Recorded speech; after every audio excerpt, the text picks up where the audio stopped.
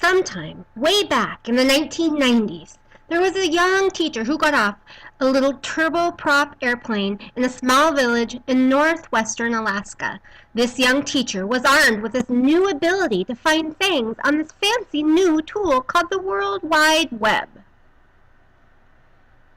There was some uncertainty whether the teacher was going to be able to use this fancy new World Wide Web because, hey, there weren't even toilets in this little village. How could there be a World Wide Web? Well, this teacher was me, and I soon discovered that there were lots of technology tools available in this tiny little village.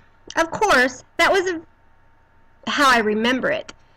And now, nearly 20 years later, who knows? In my mind, there was an old school black and white computer on my desk and very primitive printer. You know, the dot matrix. Websites as we know them today were not the websites of the 90s. They were simplistic. They were basic. They operated on a whole different platform. I recall looking for lesson ideas, not on web pages like we do today, but on old-fashioned listservs. Teachers shared lessons like never before. They shared lessons in a whole new way. Now I look at this and I think that this was my first taste of a new literacy for teachers. Teachers posted lessons they used. There were no interactive pieces to them, no discussion boards, no discus, no critical discourse about effective and ineffective parts of lessons and teaching ideas. But I learned about a community of teachers who shared a same language with me. We used these words that were part of our shared discourse community. Bloom's taxonomy, lesson plans, student outcomes. Well, time passed and my teaching career marched on. Technology marched on. The internet became the term used more commonly than the World Wide Web. When I started my master's in education program, Google was the thing. The Google web browser and social networking sites started coming around. This changed the way that people, teachers, students, everyone gathered information. Things came so quickly and easily, instant.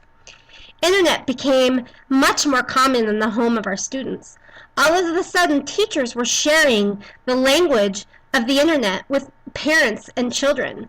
All of a sudden, we weren't the only one accessing the internet anymore. Schools had websites, teachers had websites, parents knew how to access. It was new. It was exciting.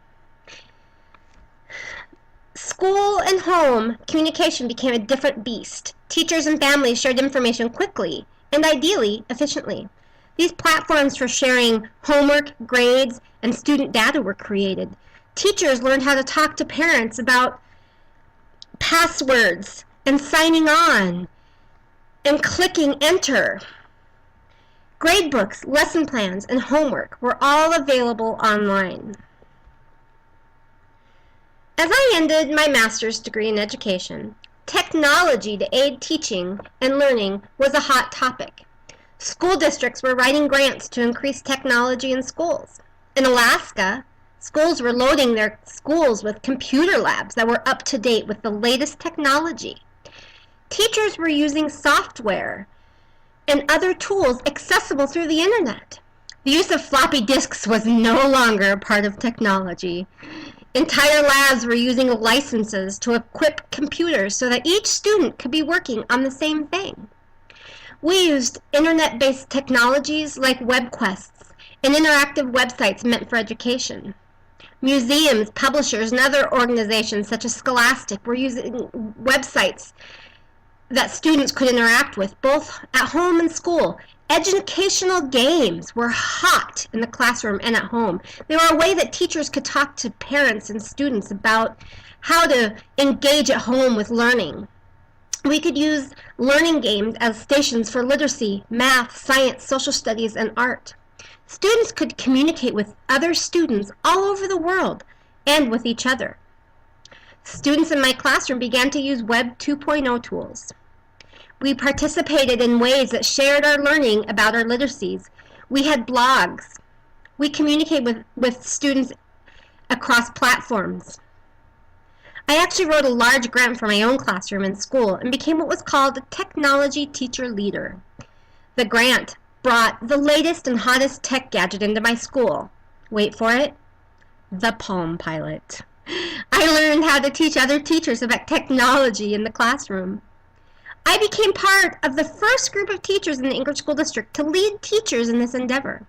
We made movies with iMovie. We got computers in our classroom. We brought gadgets that increased learning. Students were doing spelling lists on their Palm Pilots. They were sharing with each other and with other students across the world.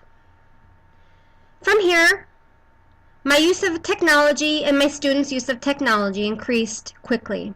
Sometimes it's difficult to recap where I fall on the spectrum of digital use. It's sometimes difficult to keep up with my students, but I do it.